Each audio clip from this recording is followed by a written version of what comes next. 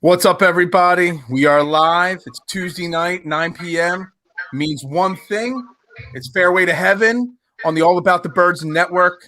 I am Phil Stiefel, joined as always by Jason Sullivan down there at the bottom of the screen. This week we got a special guest, Chris Euksuzian. I've been practicing. Yeah, that's good. That's pretty good. Not too bad. Not too bad. Yeah. We just know him as @ChrisEbom on Twitter. Yeah, Chris Ebom, keep it simple. Bombs all the time. The man that hit Corey Connors as the first round leader last week at the Arnold Palmer Invitational. What was he, like 9,000 to 1 to win, and you hit that one? Yeah, 66 to 1. It was a nice little hit. Yeah, well, welcome to the show, Chris. Thanks for coming on this week. Yeah, no problem. Glad to be on. Yeah. So everybody, this week it's the Players Championship, and in all like the headers I did for this week, you know, it's in caps locks because you have to type the Players Championship in caps lock. You know, it's just the type of event that it is. It's, in my opinion, one of my favorite events. Jason, I mean, what do you think? Is this top 5, top 3 events for the year for you?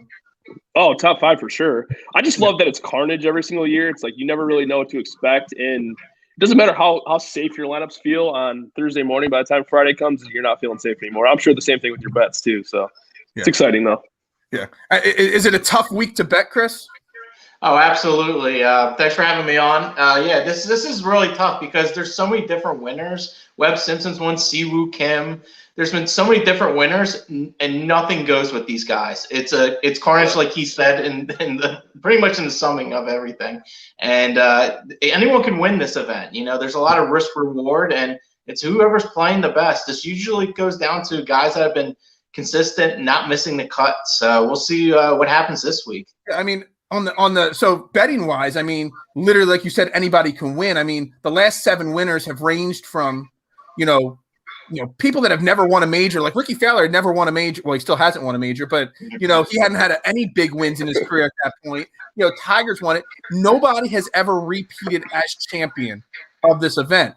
And on the fantasy side of it, so 2 really weird stats I saw that last year, so there was no event last year. This is when the shutdown happened. So I'm going to keep saying last year, but I really mean 2019. 4 of the top 6 fantasy scores were $7,100 and below. That's insane to think of. And in 2018, all top 7 scores were priced $7,300 or below. So we're talking low-level guys were putting up monster numbers the last 2 years. So it really says anything goes. Yeah, that's crazy. You know, I was kind of listening today too. I always kind of track the optimal lineups each week. And one of the things that I've been noticing lately is that the optimal lineup, quote unquote, is usually around 48,000. So people are leaving, you know, if you had the perfect lineup, you would be leaving $2,000 on the table, which is wild. But that seems to be the way that's been going lately. Yeah. Yeah, Absolutely. I mean, for the most part, I mean, you're usually leaving like maybe 500-600 for those optimal lineups, but 2,000, that's pretty outrageous. That's a really big gap. That just shows there's a lot of value in the mid tier range. I mean, I can speak for myself. I have a lineup that I put in. I didn't even take anybody in the 10K range, so it's just been spread around for the most part. I mean, we'll talk about the 10K range, but again, I did the same thing. I've got 4 lineups I built up here that I wanted to talk with you guys about. And one time I did put Dustin Johnson in it, but I don't have a single other 10K or above guy this week because, I mean, you can build lineups with 8K guys, 9K guys. You get so much value in the fantasy game on a load. I mean, there's 154 players in this field, but everybody outside of Brooks Koepka in the top, 50 golfers in the world is playing. So prices and odds on the betting side. I mean, you look at someone like Colin Morikawa, who just won, a couple of weeks ago. I mean, he's 22-1 to win the event. I mean, that's absurd to think that you can get someone like him at that price this week. Yeah, absolutely. I mean, no one's better at the approach shot right now than Colin Morikawa. The dude's a beast. He's a killer. When he's in a big event, WGC, I mean, he's already won a major already. The dude's an animal, and he even changed his putting grip, and I didn't know if he was going to come back from that, and then he ends up winning WGC. So I'm like, this dude's just unstoppable. Yeah, absolutely. All right, real quick, before we get into any further into this week's event, let's just touch for a few minutes. I know you tweeted something out about the rule change this week, Chris. Bryson DeChambeau, huge win at Arnold Palmer last week. We had him picked last week. We also had Lee Westwood as a major contender last week on the event. Yeah, but very nice. I want to get your guys' thoughts on Bryson. First off, him winning and his major success in the past year or two validates, I think, everything he's doing. But is he good for the game and what he's doing and the excitement he's bringing and also the negative press that he's bringing? Because there are a lot of people that don't like what he's doing. Is it good for the game? What are your thoughts? Chris, you're the guest. You tweeted out about the rule change today that they made. I don't know, Jason, did you see the rule change? No, I didn't. They added an bounce on the 18th hole, I believe it was. Yeah, the 18th hole, there's a big water right in the middle, and to the left of the water, they decided to call that out of bounds now. There's like this big grassy patch over there where the grandstand's at, and they decided to make that an internal or external out of bounds. I don't have the right off the top of my head, but they're automatically calling it out of bounds, which is outrageous. Just taking something out of his arsenal for the most part. It's pretty ridiculous. Yeah, I mean, there's very limited players that would have gotten to that point, and they're kind of using it as a safety reason for it and all. But, they're taking, something that he could have driven that no one else could have. We lost Jason there. But they took it out of the equation. He'll jump back in a second. Yeah, he'll get that. But, I think – what do you think of Bryson as a whole, though? Do you think he's good for the game the way it's going? I think he's great for the game. Anybody that can – there he is. Nice. There he is. A little change up. Is this your first time doing a podcast, Jason? Dude, all of a sudden I couldn't hear anything. Not good. Oh, we're good now, though, right? We're good. Okay, cool. So anyway, I think Bryson's great for the game, honestly. He's a guy that has a lot of emotion. I think he draws in a big audience. He's sponsored by DraftKings. I think that helps the brand even more. He's a guy that works on his craft, and he's very analytical. He dissects the game. He's working hard. Yeah, he's a little hot-headed or whatever, and he's always trying to bend the rules a little bit. But at the end of the day, he's great for the game. A perfect example, that one hole where he drove over the water when he was going against Lee Westwood. The second shot, they both ended up in the same spot. That's the beauty of the game. Like, you can play it so many different ways. It didn't mean that he was going to just outpower him. I mean, yeah, the reason why he won was because of his putting. I mean, Lee Westwood had a better strokes gained tee to green, which pretty much tells the whole story. But it was because of Bryson's putting. He ended up gaining over 2 strokes. So that was big. It actually came down to his putter, not even his driver. So that's the true story. Jason, you know what, I think that's kind of the sneaky point about Bryson too, is that he is such a good putter. I mean, everybody thinks that the long drives and everything like that, rightfully so, but he is a really good putter. I mean, I think he's good for the game. It's kind of like Spieth in a way. He's very polarizing. So you either like him or hate him. And I kind of was on the hate him bandwagon for a long time, but I'm starting to warm up to him. I'm not going to lie. Like, I think he brings some excitement to the game, which it's kind of been, I don't want to say overshadowed, but kind of a little bit, well, how they're all buddies.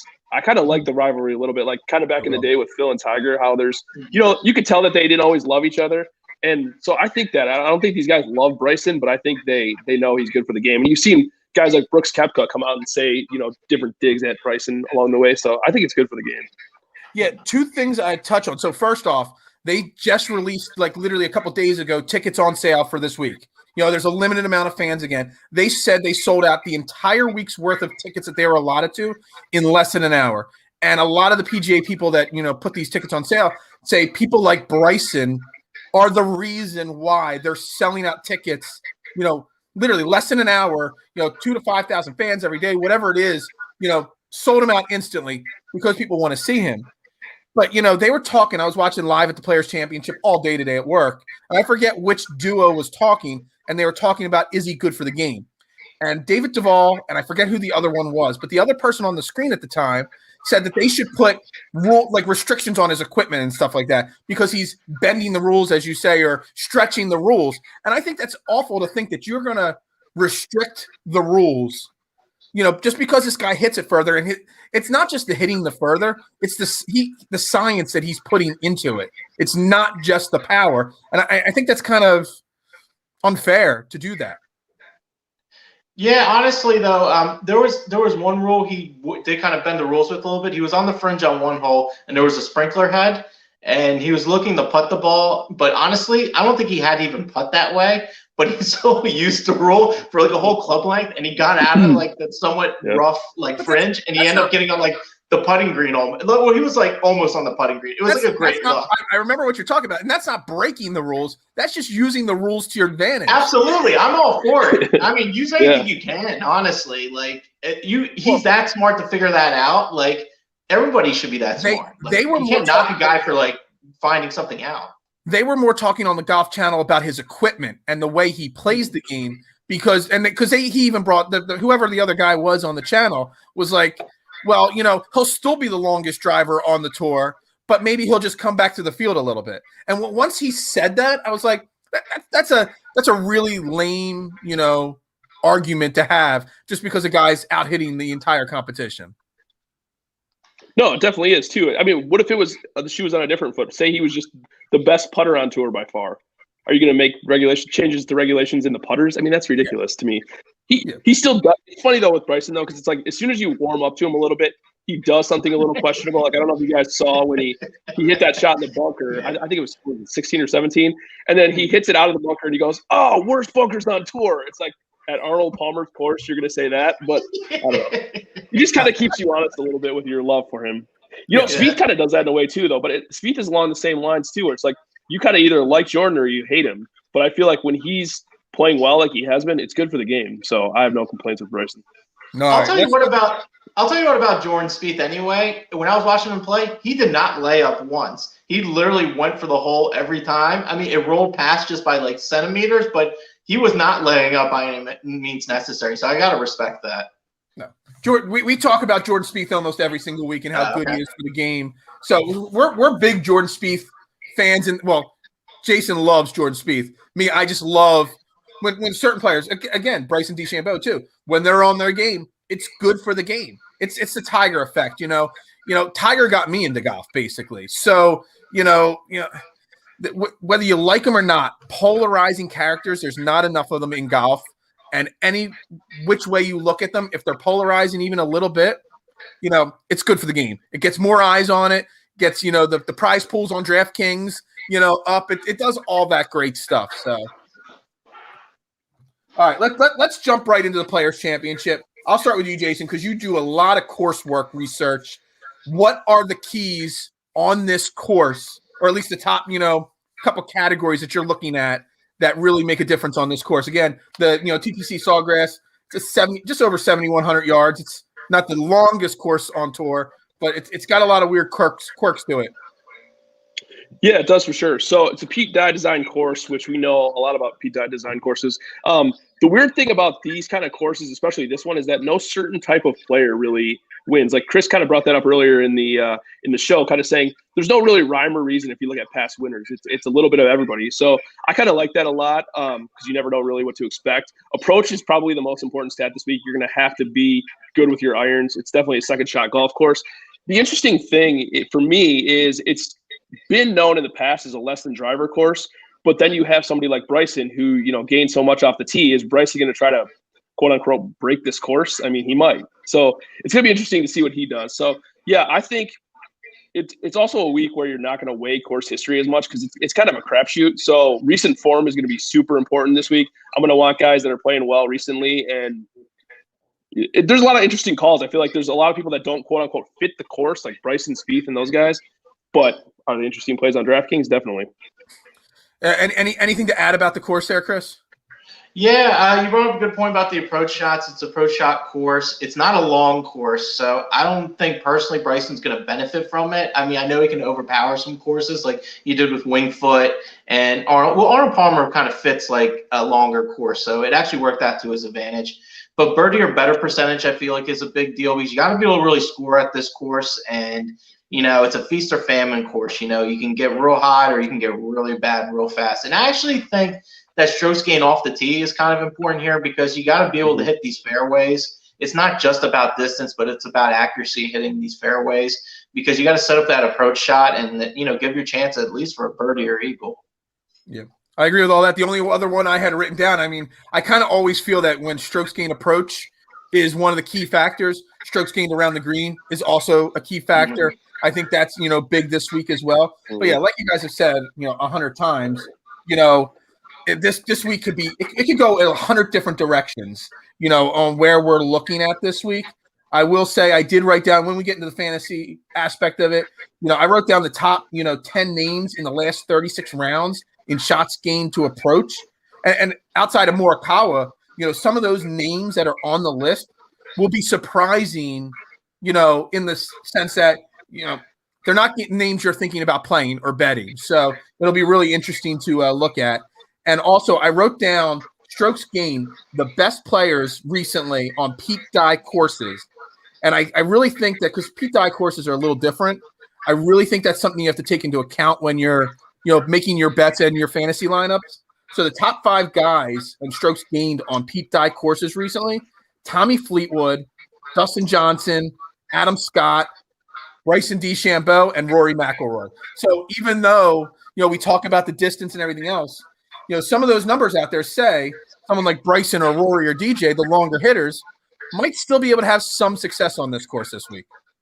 Yeah, you brought up Dustin Johnson. He actually hasn't had he's never won this tournament. He's had a 28th, a 12th, a 17th, and a 5th.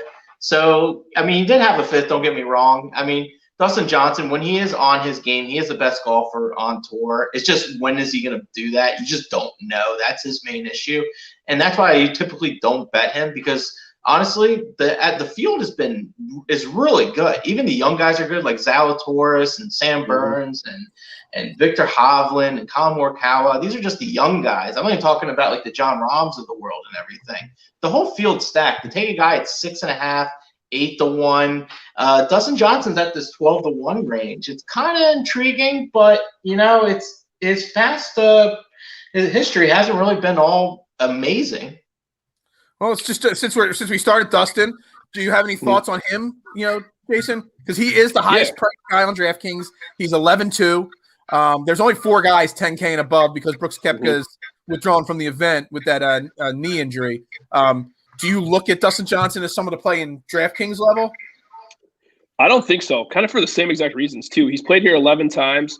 He makes a lot of the cuts, but he's not going to win. And for 11-3, I shouldn't say he's not going to win. He hasn't won in 11 times here. There's actually only one other tournament that he's played more and not won, and that was the Memorial. He's played it 12 times and not won. So it's interesting to me, but I feel like if you're going to spend that kind of money, you're going to have to – I want a guy that's going to finish in the top 5 for sure. And I'm not 100% confident in him here. And like Chris was saying, too, if you drop down just a little bit, I mean, I don't want to jump ahead of ourselves, but you see a guy like JT below 10,000. It's like, Is there really that big of a drop off when you're going to save, $1,500? So for me, I'm actually going to fade DJ and Rahm this week, which is terrifying to say, but. So the 10K and above range this week, you got Dustin Johnson 11-2, Rahm at 10-9, you got Rory at 10-6, and you got Xander Schauffele at 10-3.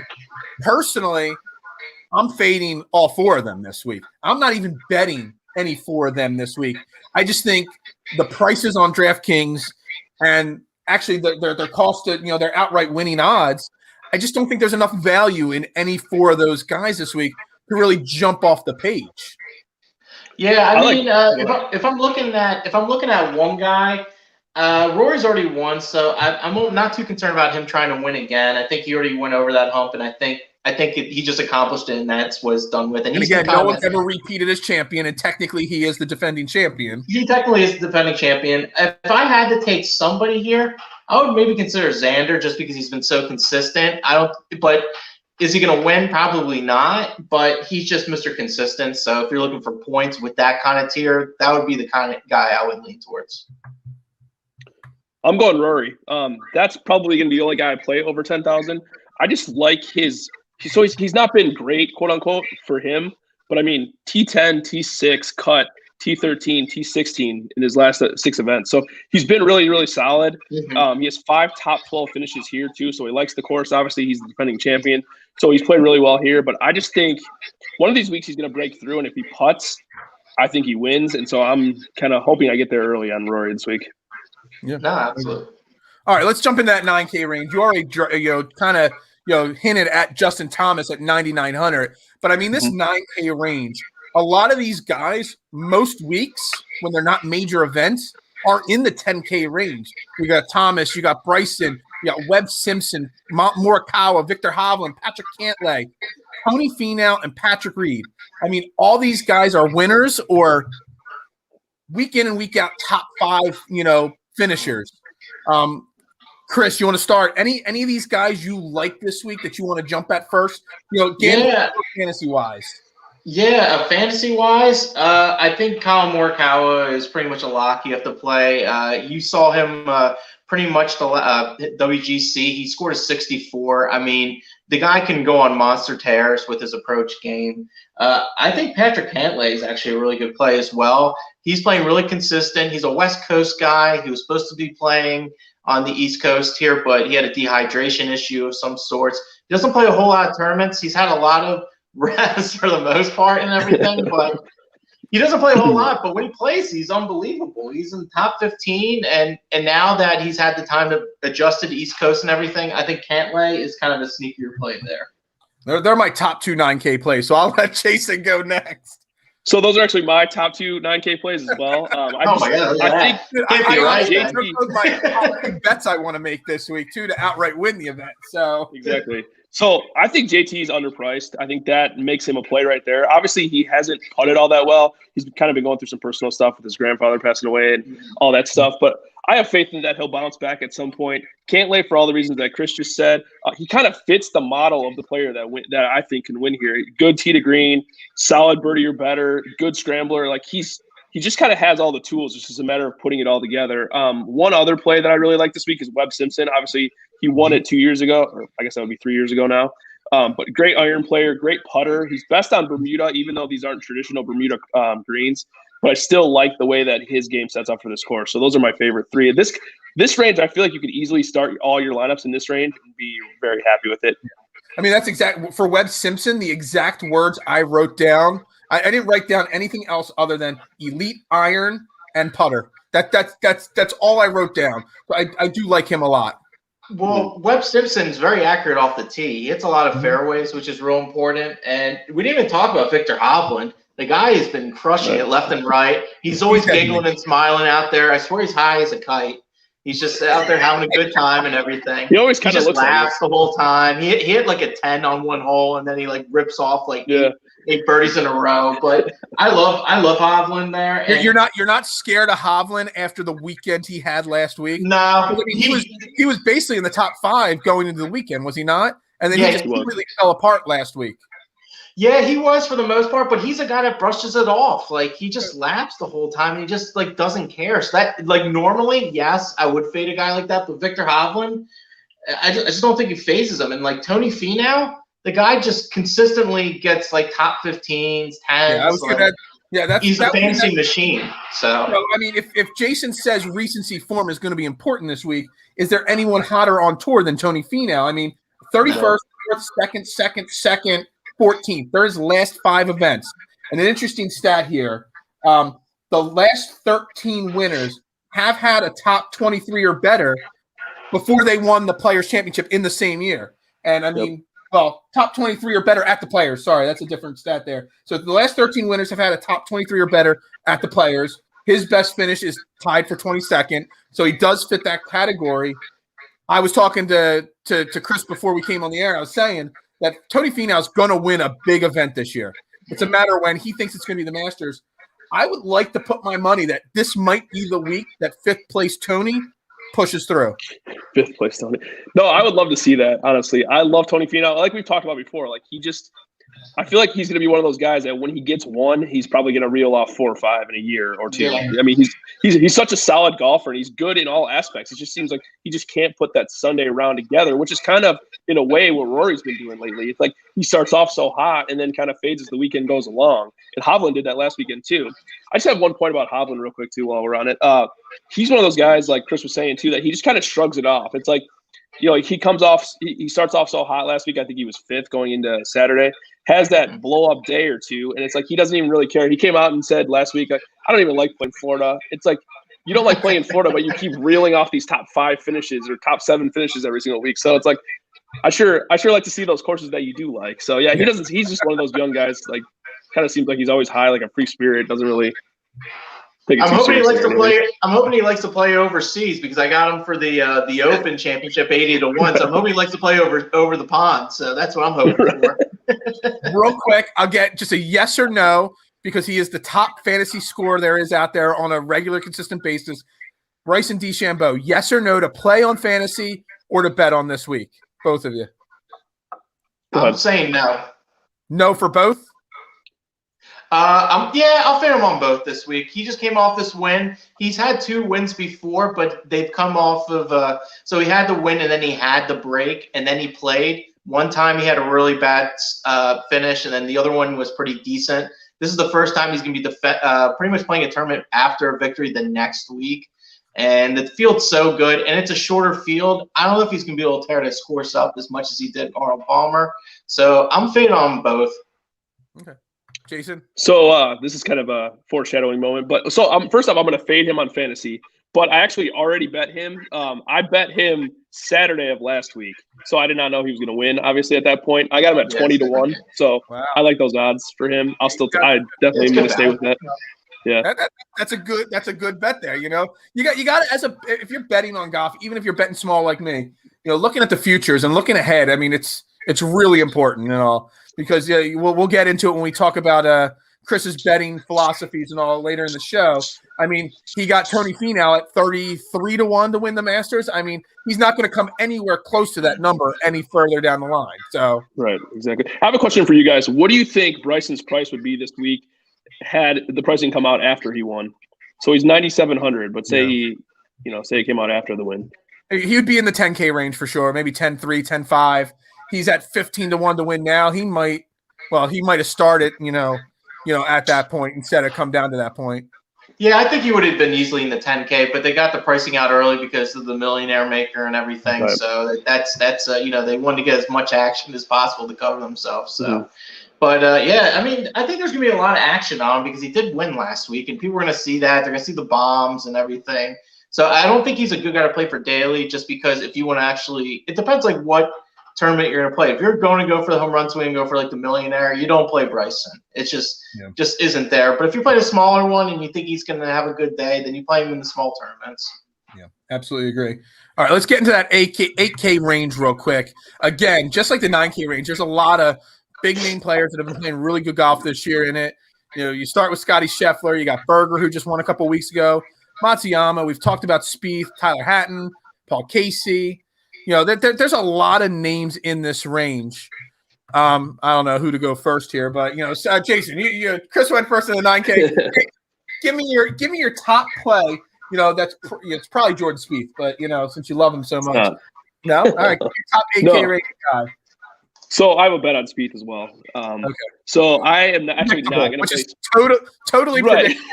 Which I do every week, so it's not really saying much. My favorite play in this range is actually Scottie Scheffler, 8,900. He's coming in really good form, T7, T20, and 5th in his last 3 events.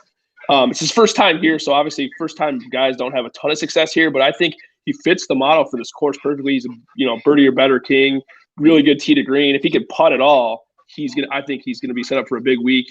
And then, so I'm kind of going opposite ends of the spectrum. I'm also going to go Adam Scott, 8,100. He's made his last 5 cuts overall, and he has 8 straight cuts made here. So I really like his I had past 12 track record written here. down. I had 12 straight cuts written down. I think it's 11 or 12, whatever. Either way, so he's made a lot of cuts here. A ton of cuts here. Yeah, including his past few years here have been T12, T11, T6, T12 his last 4 years here. So obviously he likes this course. I think he's a good fit for this course too. So I like him a lot. I don't like this range in general, but I like those 2 guys. Gotcha. What are you looking at on these players betting and fantasy wise in the 8K range? So what I'm looking at, I'm with him pretty much. I think Scheffler's the best guy here. He's a birdie making machine. He putts pretty well. His approach shots aren't the best in the world, but he's solid off the tee, which will at least set him up for good shots. Matthew Fitzpatrick's been playing really well with these big fields. He's been putting real well. He's been pretty much in most of them. I'm also there with them with Adam Scott. I mean, he's been so consistent. He's a guy that kind of picks and chooses his tournaments for the most part, but great off the approach, great off putting. And I actually saw this video on Paul Casey today. Somebody brought this up. It was Paul Casey had the old school 3-wood, and it was literally a wood club. And he hit the thing off the tee. He hit it carrying over 300 yards. I was like, holy crap. I was like, I mean, I love Casey because I loved him last week. He just didn't pan out. He was my favorite play last week to win. I just felt like he met everything real well. And he could be a guy that does play really well. Spieth, he's just so inaccurate off the tee. That's my biggest issue with Spieth. If he actually could hit fairways, like he would be really dangerous. Yeah. Like he honestly would be because he gets at least 2 lucky shots a week. Like he had the hole-in-one last week. He has like iron shots that he just hits that like hole magically that kind of like gets him going. He has like some weird juju going on, but we'll see. I mean, if he can hit fairways, that's gonna be Jordan Spieth's number one concern. I do like Paul Casey, especially in fantasy.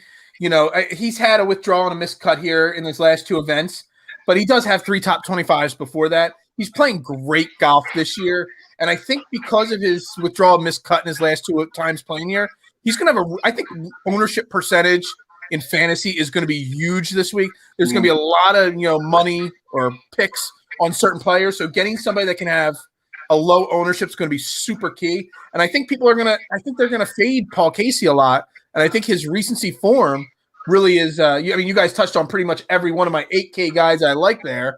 But, and also recency form, we will throw Hatton into the mix. I mean, counting the European Tour, he's got a first, a 22nd, a 6th, a 22nd. Last week he was 21st, but that was with a 77 on Sunday. So he was much better set up before Sunday. So, I mean, I like all those guys, especially Adam Scott, but I really think Paul Casey is a guy to watch out for this week. Yeah, no, I think so too. And go ahead. Go on. You're good. I was just going to say, I think he's going to be low owned, like you said, too. I think he kind of let people down a little bit last week, and he was pretty highly owned last week. So I think he's a sneaky play this week, definitely. I mean, I always I read like 4, 5, 6 different articles every week before I start doing my notes and watching different videos. And the one thing I kept seeing on fantasy sites was ownership percentage is going to be so much bigger than normal this week. Sorry, Chris. Yeah, that's going to be important. I mean, the pools are just going to be so much bigger. So, I mean, you're going to get that more entries and everything. We didn't even touch up on Daniel Berger, a guy that's been pretty well. But you know what? He hasn't been too hot here for the most part. He's had a 65th, a 57, a 67th. He just hasn't really had good form here at the Players for the most part. But that might not mean anything because everything just gets washed out the window, it seems like, for the most part. And Tyrrell Hatton, I'm always on the wrong end of Tyrrell Hatton. I just don't even touch him for the most part. I can't stand him. He's just dipping and just like looking around.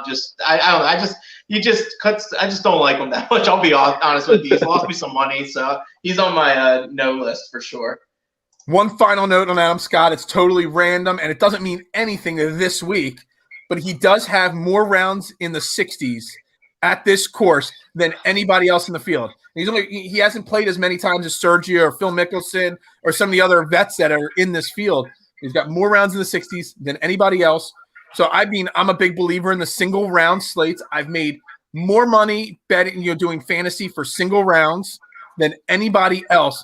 You play him in the right round when he goes off, he's going to be good for a round in the 60s at some point this weekend. Yeah, no, I love the play too. I think it's just safe too. It's like, there's going to be a lot there's going to be a lot of reaches, I think. Not reaches necessarily, but you're going to have to kind of go low on ownership in a certain spots. But I think he's the one guy to kind of like staple down your lineup. Is just a consistent guy that's going to make the cut. Yeah, Adam Scott typically is a guy that's under the radar. No one ever really thinks about him because he doesn't play a whole lot of tournaments. He's real solid and everything. So I also want to talk about Sungjae Im. He's a guy that's really accurate off the tee, one of the most accurate guys off the tee, great ball striker, but his putting blows. Will work out for the most part. The couple tournaments way back when he was contending, I forget which tournament it was, he was on the one side of the water, and his caddy was telling him to hit around it, and he didn't want to, and then he ended up splashing in it. So it was just like it's just like, I don't know if he's just so hard-headed. I mean, the dude's like totally committed. Like, he just plays every tournament, and all he does is golf. So he doesn't – I think he just recently bought a home. Like, he wasn't even living at a home. He was just going place to place, just playing golf and just, like, slumming it up at, like, just random places and just, like, grinding golf. So, I mean, like, what can you not love about that guy? He's my dude. I love gold Sungjae member on Airbnb. He probably is. Dude's the man. I love Sungjae. I don't know. All right, let's get into the 7K range, because I think there's a boatload of names. I can't even fit all top half of those 7K names on my screen at one time here. There's a boatload of names to name, so we're not going to, run down the entire list. Yeah. But we'll start with Chris. In the 7K range, is there anybody that you're looking at as a favorite to win the event? Because actually, one of my favorites to win the event's in the 7K range. Okay. I have them in almost every single one of my lineups at this moment before they lock. If I had it, I personally didn't take anybody in 7K range for the most part. But if I were to take somebody, I think I would take Louis Oosthuizen. I think he's a guy that plays well in these tournaments. He's a guy that scores really well. He withdrew last week. I think he's actually a great option for fantasy, because I think people are going to be super bitter about having him in the lineup and everything. I had him in every single lineup last week. You know what? It was a good play. He withdrew after the lineup's locked too, so there's nothing you could even do about it. No, there was zero you could do with it. It was just dumb luck. That's how it went.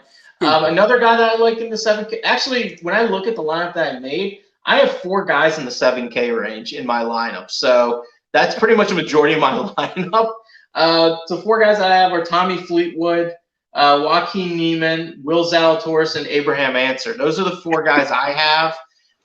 Abraham Ancer, I haven't been on the right side of Abraham Ancer, but he fits the course because it's so small. He doesn't have to drive it as far. Will Zalatoris, he's a ball striking machine. He's one of the best young guys on tour. I've pretty much put him to win the last couple events because I just don't want to miss out on him winning. I'm probably going to, because I'm not taking him this week. So he probably wins the Players now. Joaquin Niemann, just great ball striker as well. And then Tommy Fleetwood, he's like Tony Finau before Tony Finau. So a guy that doesn't win, but he's been consistent. So those are the guys I like in the 7K range. Let me tell you before Jason jumps in, because I know he's going to agree on some of these guys. First off, Tommy Fleetwood, I absolutely love. First, like I said earlier in the show, he's #1 strokes gained. I forget, I didn't write down in how many rounds, but strokes gained on Pete Dye courses.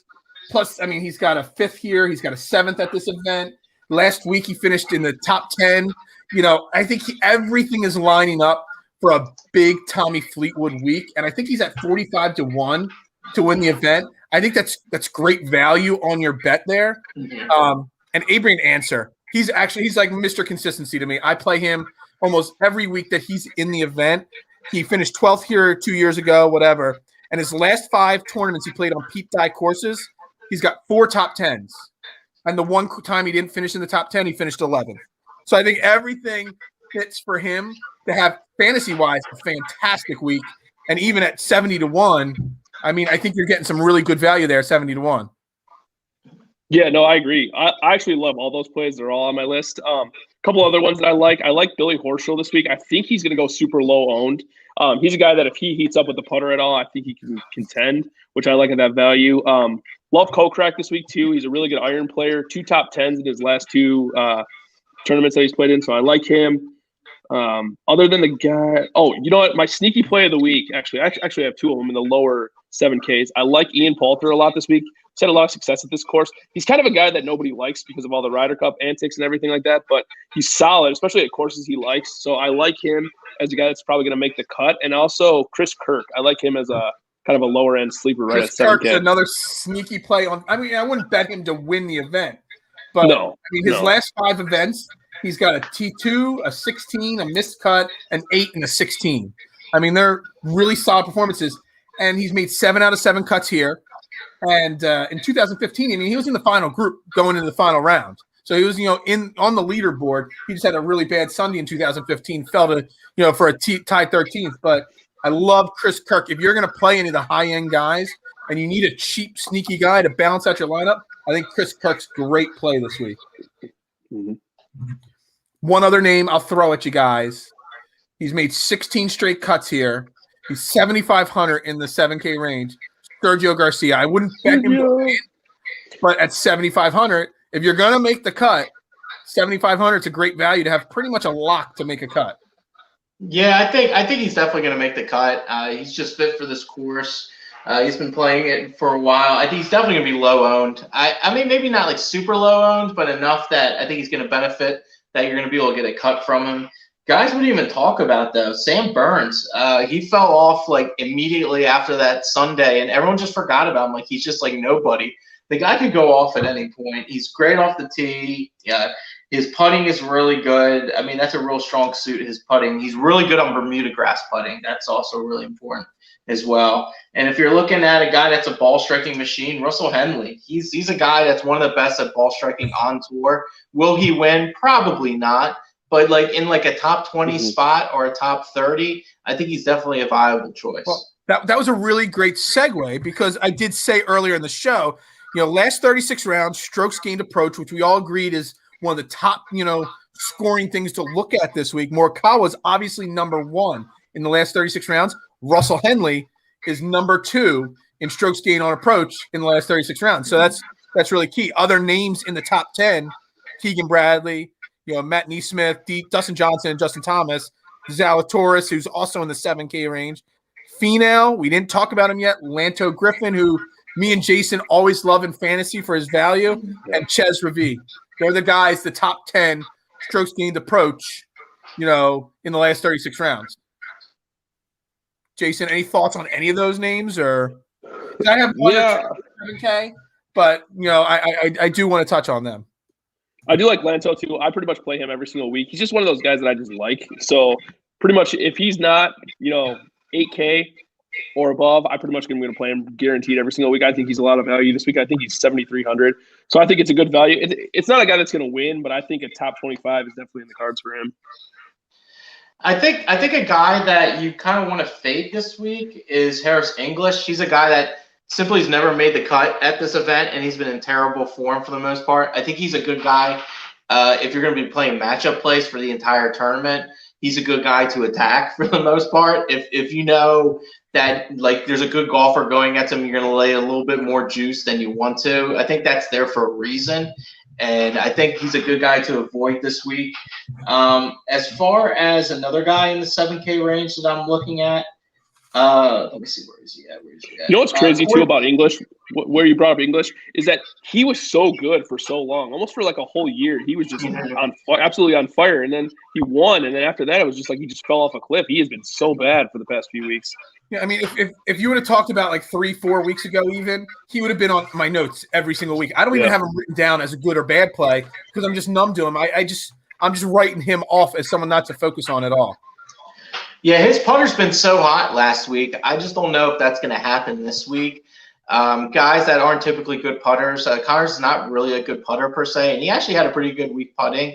I don't think you can really repeat that for the most part. But overall, the 7K range is still, you can definitely get a lot of good value. Like 60% of my lineups in this range at this point. So I think you can definitely make some noise with it. We don't need to spend much time in the 6K range because I think this week with the value, there's not much play in the 6K range, unless Jason has a different opinion on that. But, the one other name, if we're just going to go strictly on recency form, I don't even have any notes on how he's performed at this course before. Brendan Gracie, since he missed the cut at the Sony Open, he's got a T34, a T20. He won the Puerto Rico Open, and he's got a T26. But 7K, you need a cheap option that's going to make the cut. His last 4 weeks have shown he's going to make the cut. Now, I don't know his course history per se, but that's my last name in that 7K range. Yeah, I don't mind that either. So I feel like I don't know. I just feel like Kirk has more value than him, though. Oh, I feel love like if I'm this week. yeah, if I'm gonna go You that low, I stole think Kirk I'm gonna from go. me, so I'm gonna throw a different name out. Should we get into the 6K range? Yeah, I mean the 6K range. I think when you have a field like this, we've talked about it on weeks past. When you have a deep field, you could pretty much stay away from the 6K range. But I'm sure you guys have found some value in the 6K range betting and in fantasy. You sound eager on the 6K range there. Well, it's kind of ironic because there's 3 players that I cannot stand to play in fantasy, and those are my 3 favorite plays in the 6Ks this week. Okay. Keegan Bradley, who I just don't like in general as a golfer, he's been really solid. T16 and T7 his last 2 times here. T10 last week, which was pretty solid. He's a good ball striker. Obviously, he can't putt at all. It's kind of my story. It's kind of my theme for the 6K range. Emiliano Grillo, 6,700. He has been pretty solid lately too. T21 and T10 in his last 2 weeks. Made 3 out of 4 cuts here. So I like him this week. And maybe, even though he burns me every single time I play him, HV3, Harold Varner III, he's made 2 out of 3 cuts here, including a T7, I think it was 3 years ago. So, and T21 last week too. So I don't mind those 3 guys in the 6K. Yeah, if I'm looking at this range, I think one guy that you kind of have to play, Richie Lewinsky. He's a guy that consistently plays well throughout the entire tour. He's had a win already this year. He finished 4th in the API. I mean, the guy he's gonna make you a cut. I mean, I'm telling you right now, I love him to make the cut. He's at -106. I already have it booked. It's already booked, ready to go. -106. Richie Lewinsky on DraftKings to make the cut.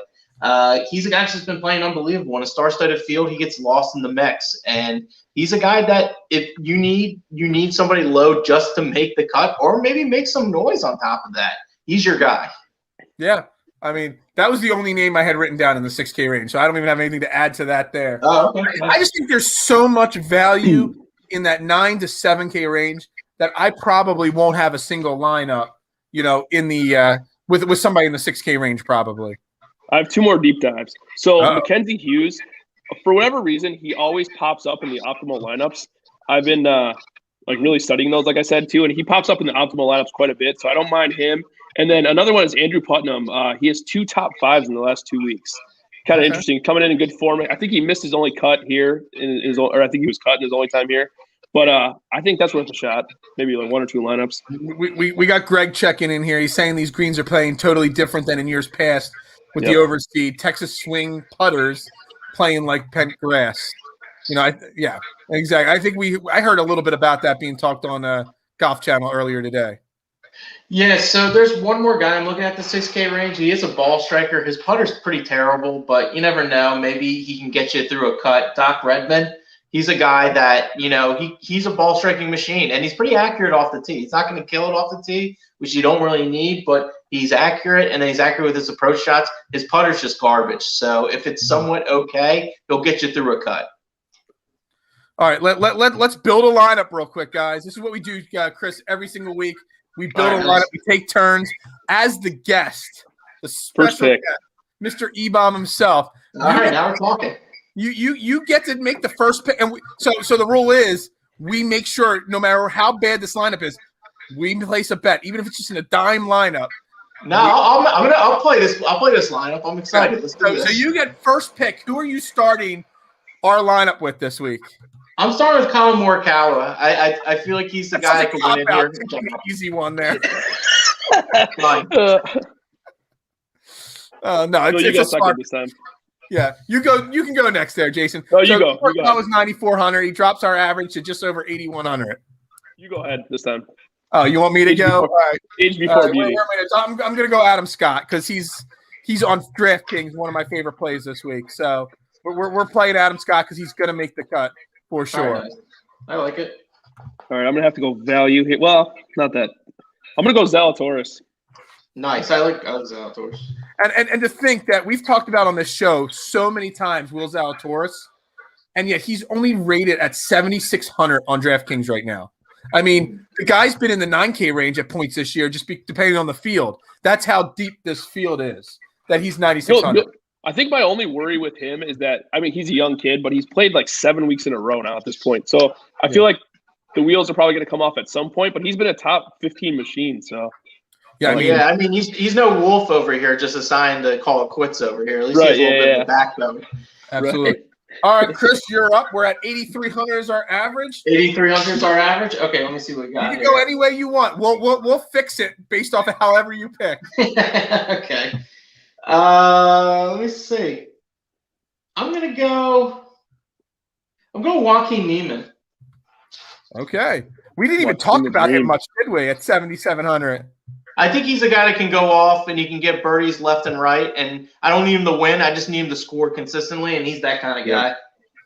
All right. Well, since he did that, I'm going to go cheap too. So I'm going to let you pick Jason, the next big money guy in our lineup. I'm going to go Abraham Answer. So I absolutely love him this week at 7,500. That leaves us with 9,700 on the board, nice. which brings into play so many great options there to round up our lineup. So I'm gonna leave some money on the table. I'm gonna go Patrick Cantlay to round it out. Nice, perfect. We'll have more Patrick Cantlay in our lineup. This might be the first time in 3 weeks that our lineup actually cashes. Honestly, I'm glad you picked Cantlay because that's the perfect guy to throw in there. So I'm excited about it. Absolutely, at least 500 on the table, which you could have gone all the way up to Webb Simpson at 9,500. But I think Cantlay Cantlay and Morikawa. If you could have both those in your lineup with someone like Adam Scott that never misses the cut here, I think that's a golden lineup right there. I'm gonna play this in something. I'll keep you posted when I play it in. You might be surprised. We all talk about our lineups all weekend long and how bad we did bad, then we did well, and then the last 2 weeks have just been train wrecks on here. I like it. You know what? Solid lineup. I think too, even if you don't even use this exact lineup for some of the viewers, I feel like starting lineups with Morikawa and Cantlay, I don't think you can go wrong. I think you can just put those two guys in as building blocks and go from there. Jason, no concern on high ownership on both those guys being in your lineup? I think Cantlay is going to be super high owned. I think he's going to be even higher than Morikawa. My only hope is that the 9K range is loaded. I feel like you could talk me into pretty much anybody in the 9K range, so I'm hoping that kind of splits up the ownership a little bit. But I don't know. I think I like Cantlay to win this week or come pretty damn close. I don't think ownership's going to be a big deal if they do really well. You're going to need them. So yeah, I think they're going to tear. I think both of them are going to tear it up. So I'm glad both of them are in the lineup. All right. That's good. All right, I'm going to throw a couple other lineups real quick before we get into the betting because we'll wrap up with the betting and all. I was building lineups, and the first lineup I built today had a bunch of different names in it. And I want to get your opinions on it, guys, because I really liked the lineup. And then I kind of got to the last spot, and I always love to leave money on the table. Then I wasn't sure. So the first lineup I built today when I was doing my research had Tommy Fleetwood, Abraham Answer, Paul Casey, Adam Scott, Jordan Spieth. And then with my last spot, I was bouncing between Tony Finau and Webb Simpson. Obviously, I kind of went with Tony Finau. It left 400 on the table. Webb Simpson maxed you out, which I hate maxing out a lineup. But Fleetwood, Answer, Casey, Scott, Spieth, and Finau. Am I making any mistakes by doing that combo of guys there? I think Spieth is my weakest link there in that lineup. Yeah, I mean, go on. What are you going to say? No, you go ahead. All right, yeah, I mean, Spieth would be the guy I would take out. He's just not really accurate on the tee, which is a big concern for me. I would go with Fitzpatrick right there and leave a little bit of money on the table for the most part. Sungjae Im's been kind of back and forth a little bit. I think Fitzpatrick has been more of a gamer for this kind of competition. He could be a guy that could actually win it. I mean, I'm not personally playing him, but I would not be shocked if he won finally and be at the Players. So I would personally put Fitzpatrick in over Spieth. Okay. Yeah, no, I agree with that too. I think the other thing that's going to come in with that too is that I think Spieth is going to be a lot higher owned than Fitzpatrick too. When I think Fitzpatrick's win equity is probably just as high. So yeah, I like that move too. All right, I like hearing. So I built a lineup on strictly strokes gained approach. That's all I focused on. Just that because and which is weird because we all agreed that that's the most important category this week. Yep. So if you take the top guys. But also fit it into a lineup because you can't just take all the top guys on strokes gained approach. The best lineup I could come up with was Morikawa, Russell Henley, and Keegan Bradley. So they're the top three in strokes gained approach, okay? And then they bottomed out the lineup with Neesmith, Zalatoris, and it left me enough money to put Dustin Johnson in my lineup and still have $800 left over. Wow. So Morikawa, Henley, Keegan Bradley, Neesmith, DJ, and Zalatoris.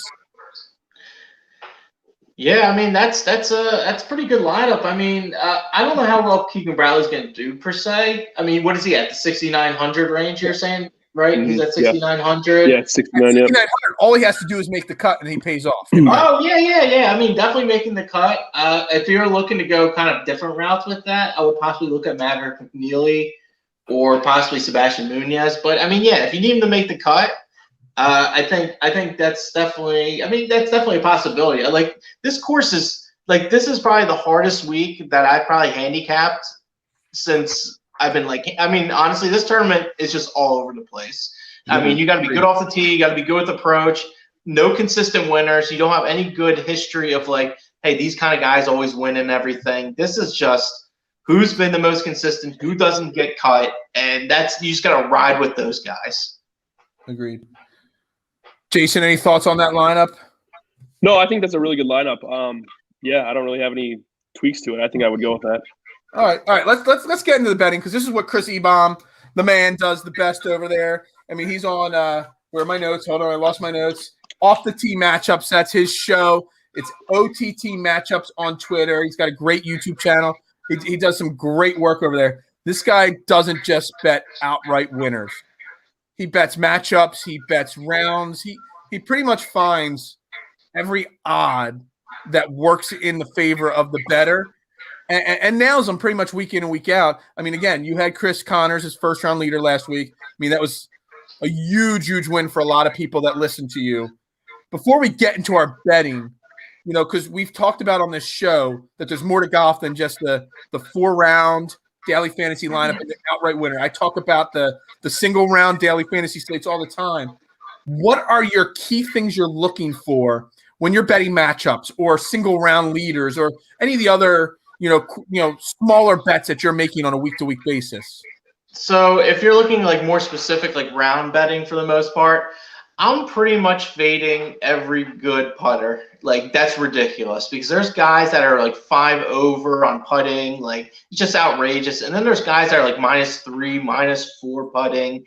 And it's like, yeah, they might be bad putters, but you know what? They're just like -5 on putting. And you're like, that's not going to happen the next week. It's just not going to. Like these guys are professionals.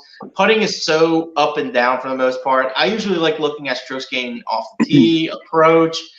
Tee to green pretty much tells the whole story of the golfer for the most part. So when I'm looking at it, I see guys that are like +5 that are like strokes gained putting, and then they're like -4 strokes gained tee to green. And I'm like, oh my gosh, where can I get it? I'm like getting +102 with a guy. I'm like, oh, yeah. This is great. And I can't wait. And that's the kind of things I'm looking for. And I think when you're looking at matchups for the week, you really have to analyze the course. And this is kind of a bad example this week because this course is just all over the place. There's so much risk reward, so many different winners. I think actually live betting guys to win this tournament is going to be key. I think you can find great value here. The Genesis, I banked in with Homa at 12-1 because he just had the best stats at that point, even with not that good of a putter going on, and he ended up pulling it off, even in like dramatic form with that crazy shot against the tree and everything. I still don't know how he hit that thing. But I mean, that cost me a lot of money because I cashed out as soon as I would have cashed out too. I didn't have that option. I was just riding it out. I was just like, whatever. If it happens, it happens. We'll see what happens. But I mean, it just comes down to just how guys are playing. I think this tournament specifically, like I'm placing 2 bets on guys I think are going to win, but I'm going to be looking live on after Saturday because there's going to be a whole story told for the entire week. And I think you're going to see a guy that you're going to get really good odds on that's actually playing a lot better than most of the players. Before we get to your outright winner predictions or whatever you want to give away on our show, obviously you already said we're risky to make the cut at -106.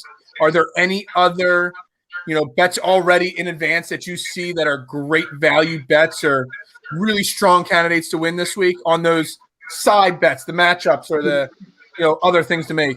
Yeah, so I'm known for my leader after first rounds. I hit last week with Corey Connors. I've hit a few of them for the most part. They're your like pretty much lottery tickets, like kind of your free roll for the week. I talked about it on my show. I'll tell you guys. I have 4 guys I'm playing already. I already locked them in. My lowest odd guy is Colin Morikawa, 40-1.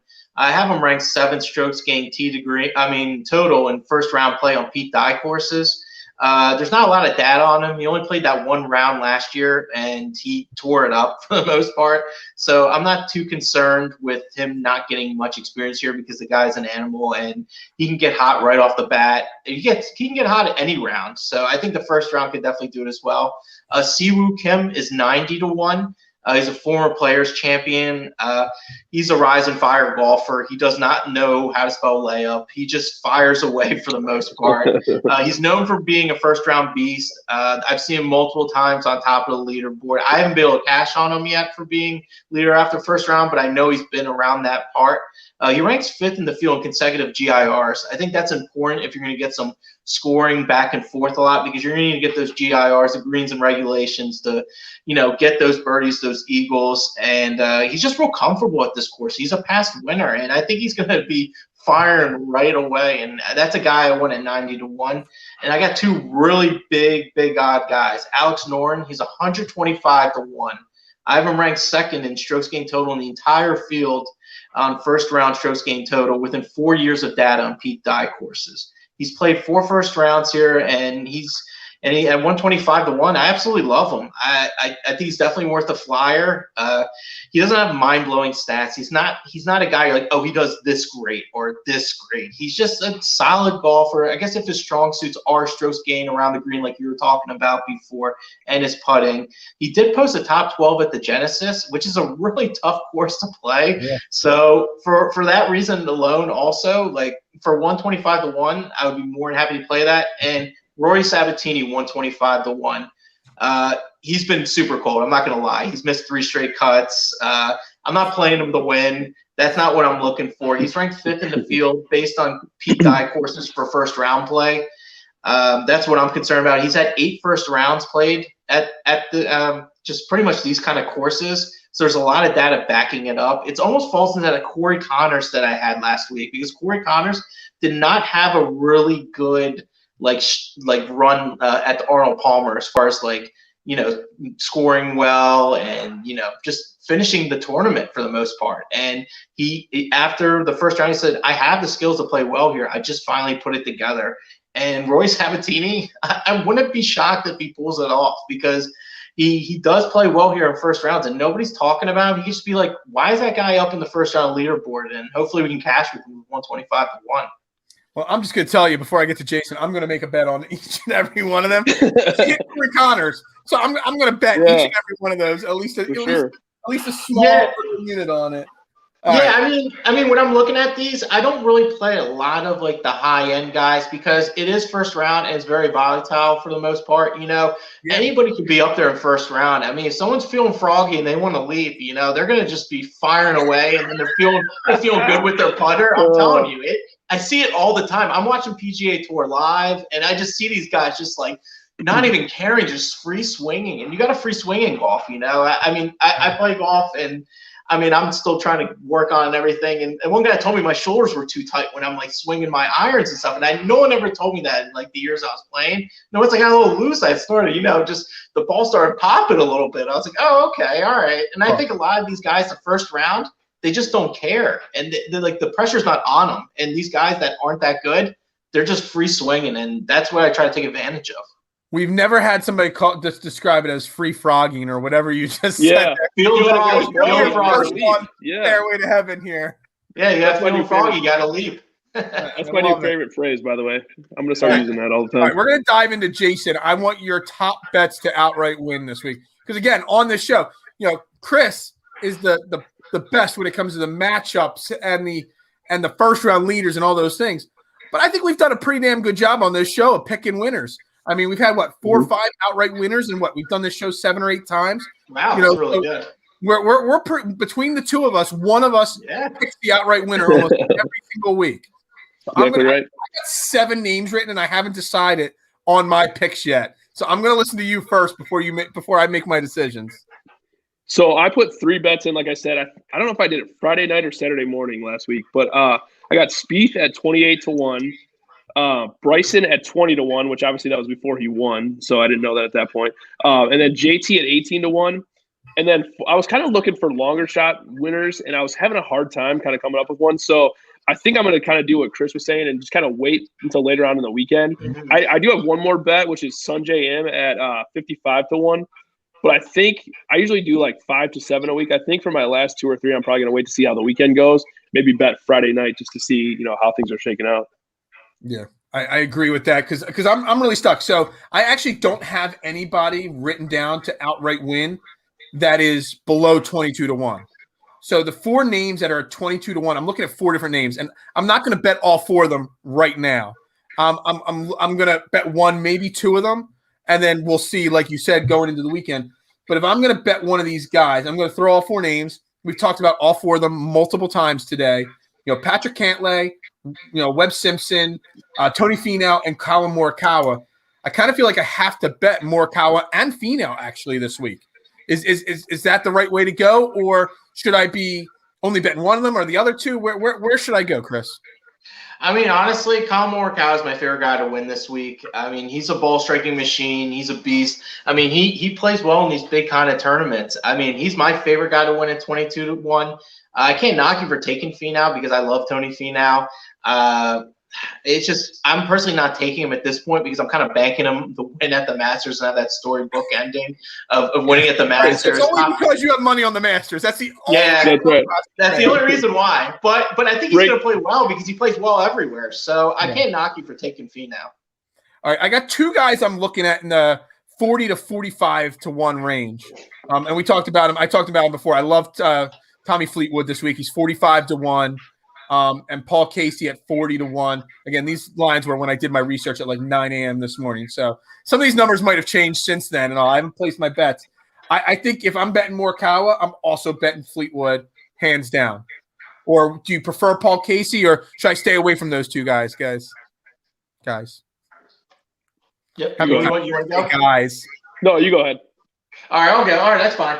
Paul Casey, he has a lot of the good stats. He drives the ball over 300 yards, and he's one of the most accurate guys that drives the ball over 300 yards, and he's really good at approach shots. I mean, I got burned on him last week because he was my favorite guy last week, so I'm kind of a little bitter about it. I wish I wasn't, but I do love Paul Casey. He's a guy that, he's kind of a free swing guy. He's always smiling. He's like a guy that you would want to play golf with, honestly, because he seems like he'd be like a really good dude to play golf with, but he doesn't really seem like a lot really phases him, so I like the Paul Casey play. I wouldn't be shocked if he wins it.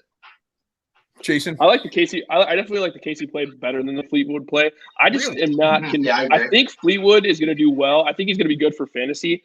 I just don't think he can win here. That's the biggest thing. I think a top 10 is not out of the question. I just don't think he's going to win. Okay. I mean, I think everything. I mean, again, Fleetwood is the European Tony Finau. 5th place Finau. I mean, he's just got course history. He's got recency success. I'm going to use 5th place Finau until he wins the Masters. If he wins the Masters, I'll never say that joke ever again. Right. I don't know. Something about Fleetwood's got me hit this week, but all right, I'll take that. And I have one long shot, and it's not really. I really don't know if he's really got a shot. Maybe I bet him. Maybe I don't. Maybe I wait till the weekend. But Adrian Answer, he's my favorite fantasy player, and at 70-1, I mean, I think he's as a long shot. If you're betting anybody 60, 70, 80, 90-1 to win the event, I don't think you can get much better than Abraham Answer as a potential, hit this week. He's got the talent to do it for sure. I mean, we've seen him contend in big tournaments before. He's definitely not afraid. And this being like a shorter style course, I think it's a good fit for him too. So yeah, I don't hate that at all. I think that's a good fit for him. Yeah, I mean, the fact he's not like a real big driver, I mean, he's pretty consistent off the tee, so I think that really works out for his advantage for the most part. I'm looking at what he did pretty much here. The American Express, he got 5th. The World Golf Championship, he did end up getting 18th, which is a really tough tournament. So, I mean, I can't knock him for taking that either. I think what'd you get him at? What was the odds?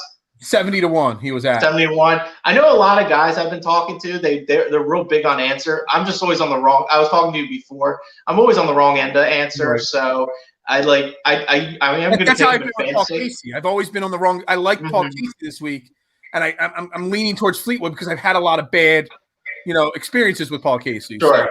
So, he's one of the 97 golfers on the dead to me list. Yeah. Yeah, that's Terrell Hatton for me. I can't stand him. All right. Do we got anything else to wrap? Oh, well, I didn't even get who's your outright winners. Who do you like to win outright this week? Obviously, I'm guessing you're saying Colin Morikawa, right? Yeah, so I like Colin Morikawa. He's my number one guy. Patrick Cantlay at 22-1. He's only had 3 events, like I said, but his worst finish has been 15. He's just so good around the green, really good ball striker. There's really not one thing he doesn't do right. And I think guys are going to kind of forget about him a little bit in the betting market. And I think at 22-1, I think he's also really good there with Morikawa. And one more guy that I am looking at, Victor Hovland at 28-1. He's a guy that can run up the score. I'm not too concerned about the weekend like we talked about before because he just laughs everything off and just moves on. But those are kind of the 3 guys I'm looking at. I placed 2 bets on Morikawa and Cantlay. I haven't pulled the trigger yet on Hovland because, like Jason said before, I'm waiting for the live line on Saturday because if I see somebody that's really juicy, I'll definitely have a hedge opportunity possibly, or I might make even a bigger bet and put in for if I really, really like somebody on Saturday that has not been putting that well and he's pretty much near the leaderboard. And I feel like his putter can heat up a little bit on Sunday like Bryson did. That's kind of where I'm looking at. Sounds good. Before we wrap this show up, do either of you guys have anything else you want to share about this week in this event before we close it out? I think I have 3 pages of notes. I've touched on every single thing on my 3 pages of notes. Yeah, I was the question. Oh, go ahead. Oh, go on. I was just gonna say, what do you guys think? Okay, throw odds out of the window. What do you think? Who do you think is gonna win this golf tournament? I think Morikawa's going to win. Yeah, I think he just plays in the best events right now, and no one's hitting the ball better than him. And now he kind of figured out his putter. Now I think that's kind of dangerous because I think that was like kind of my only concern with him changing grips like the last couple of weeks. And he's really accurate off tee, and he actually hits it kind of far for being such a little guy. I would have taken him at honestly 15-1 because I think he's probably going to win it. Yeah, I mean, I really love Colin Morikawa. He's my absolute, favorite pick. Odds out the window, favorite play to win. If he didn't win last week, I might be a little higher on Bryson DeChambeau as well. I really think. I mean, he's a boomer bust guy. Even when he busts, he still scores a boatload of fantasy points. Right. So he's kind of in that Tony Finau range where I kind of feel like once he gets hot, he might be unstoppable. He might not win 2 weeks in a row, but he might win 2 or 3 events in his next 3 or 4 events that he plays. So he's a kind of a sneaky thought in the back of my head. He wasn't in my original notes, but as I keep going, I kind of feel in the back of my head, there's a chance he could go back-to-back this week. Yeah, I don't hate that at all. I'm going Rory this week. I think he gets over the hump this week, gets out of his own head, and wins. Okay. All right. I like it. He would be the first defending champion to defend his crown. So, I mean, if anybody could do it in this field, Rory could defend the crown for sure. Yeah, agreed. All right. Again, Fairway to Heaven, Tuesday nights right here on the All About the Birds Network. Jason and I, we want to thank Chris, our special guest. Oh, that's the wrong tag right there. There we go. The wrong. That was good. Chris Euksuzian. At Chris Ebom, at OTT Matchups. You also do, I think it's a Wednesday on Fox the Gambler on 102.5 The Gambler. Yeah, so I go on the Daily Tick with Sean Brace on Wednesdays, 4 p.m. Eastern time, and I also been writing blogs on my matchup plays on Philly Influencer as well. I just started last week. I went 2-0 on the weekend. They were both ugly matchups. I think my best score out of both matchups was even. So it wasn't like I was in any great matchups for the most part. I think I had one guy winning +3. But thanks for having me on. Was that the Zach Johnson one I disagreed with you on? Yeah. I totally said I disagreed, and it totally was. I almost sent you a message because I think Zach Johnson was leading like I thought he would, like through 6 or 7 holes, and then he just fell completely. Yeah, he fell apart. He went for the green and hit the pond a little bit. So that didn't help the cause too much. He went for the green and hit the pond. Yeah. But you know what though? I think it's important that when you're looking to bet here, I just wanted to say real quick, this field is stacked, and I think the top 20, there is value beyond belief. I mean, there's a couple plays I talked about on my show You will never – I don't think I've ever seen this. Justin Thomas is plus 125 to be in the top 20. Plus 125. Usually he's minus 120, minus 200. Yep. I know JT's been a little iffy with the putter. I know a lot of things been going on in his head with Tiger and, his grandfather passing and everything. But I cannot pass that up. He's one of the best ball strikers on tour. And for top 20, I think I was looking at what he was doing. He was getting like 15s and 16s when he was playing bad. Like, right. like I think top 20 is a steal there. And I'm looking at Will Zalatoris 3-1. He's been a top 20 machine. That's 3-1 on your money. And Sam Burns, we kind of touch up on him a little bit, 4.5-1 on top 20. So, I mean, if you're looking for a guy with a little more long odds than Sam Burns, who is a very good player and puts very well in Bermuda grass, 4.5-1 is very good. But Justin Thomas at plus 125, I had to lock that in. I'll live by that all day. Yeah, I mean, and these are the bets that we don't look at every single week, and that's why we wanted to get you on, Chris, because I mean, you literally, we think we know a lot about golf and fantasy and gambling, but I mean, you got that gambling aspect locked down. If you people watching the show are not following him at Chris Ebom or his OTT matchup site, I mean, you're missing out on so much opportunity to make money week in and week out on golf. So, yeah. Well, thanks, man. Appreciate it. Yeah, thank you so much for joining us. No problem. It's fun. Fairway to Heaven on the All About the Birds Network. We're so much more than just Eagles talk on this network. We just locked somebody up to write Phillies baseball for us. We're trying to expand our thing and what we're doing here. So if anybody's ever interested in joining our team, writing, podcasting, content creating, reach out to any member of the team. We'll get you set up. We'll talk to you about all the great stuff you can do for the team. And again, Chris, thank you so much for coming on. Jason, pleasure as always. We're under the 60-day mark till we get to Florida, right? That's right. 58, I think. Look at you guys. Yeah. So everybody have a great night. Thank you so much. Don't forget to tune into All About the Birds Network tomorrow night, 9:15, our regular weekly report. And on Thursday night, 10 p.m., special Into the Vault, Unlocking the Vault, whatever we call it. I don't even know at this point. But it's the second time we've done this show. We have a special episode, 10 p.m. Thursday night. David Akers is going to be joining us for about 45 minutes. Just straight talk, us with David Akers talking about his past, the current state of the Eagles, anything else going on in his life. It'll be a great show, so make sure you tune into that. And everybody have a great night, and let's win some money, all right? And let's cash some tickets this week, all right?